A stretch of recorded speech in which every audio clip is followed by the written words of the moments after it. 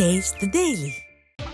IPL தொடரில் பெங்களூரு அணிக்கு எதிரான அதிரடியான ஆட்டத்தில் ஹைதராபாத் அணி 25 ரன்கள் வித்தியாசத்தில் வெற்றி பெற்றது.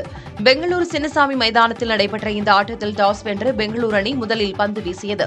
தொடக்க முதலே அதிரடி காட்டிய ஹைதராபாத் 7 ஓவர்களிலேயே 100 ரன்களை கடந்து ரசிகர்களை உற்சாகப்படுத்தியது. சிக்சர்களாக பறக்கவிட்ட டிராவிஸ் ஹெட் 41 பந்துகளில் 102 ரன்களை சேர்த்தார். கிளாசன் 31 பந்துகளில் 67 ரன்கள் எடுத்தார். இறுதியில் மார்க்கர் மற்றும் அப்துல் சமாத் ஆகியோர் மேலும் அதிரடி காட்ட 20 ஓவர்களில் 287 ரன்களை அந்த அணி குவித்தது. ஐபிஎல் வரலாற்றில் ஒரு அணி அடித்த அதிகபட்ச ரன்கள் என்ற சாதனையை ஹைதராபாத் மீண்டும் படைத்தது.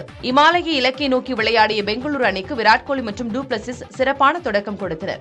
கோலி 20 பந்துகளில் 42 ரன்களும் டு பிளசிஸ் 28 பந்துகளில் 62 ரன்களும் எடுத்தனர்.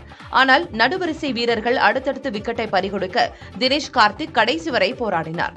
35 பந்துகளில் தினேஷ் கார்த்திக் 83 ரன்கள் எடுக்க 20 ஓவர்களில் 262 ரன்களை எடுத்து 25 ரன்கள் வித்தியாசத்தில் பெங்களூரு அணி தோல்வியடைந்தது. கேப்டன் பேட் கமின்ஸ் 3 விக்கெட்டுகளை வீழ்த்தினார். ஆட்ட நாயகன் விருதை டிராவிஸ் ஹெட் தட்டிச் சென்றார்.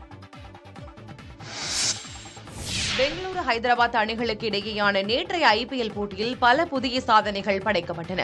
பெங்களூரு சின்னசாமி மைதானத்தில் நடைபெற்ற இந்த ஆட்டத்தில் இரு அணிகளும் மொத்தமாக 549 ரன்கள் குவித்தனர்.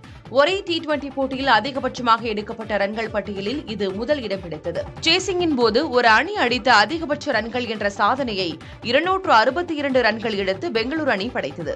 நேற்றைய ஆட்டத்தில் 38 சிக்சர்கள் அடிக்கப்பட்ட நிலையில் ஏற்கனவே ஹைதராபாத் மும்பை அணிகள் இணைந்து அடித்த 38 சிக்சர்களுடன் இது சமன் செய்யப்பட்டது. அதேபோல் 81 பவுண்டரிகள் ஒரே ஐபிஎல் போட்டியில் அடிக்கப்பட்டதும் இதுவே முதல் முறை.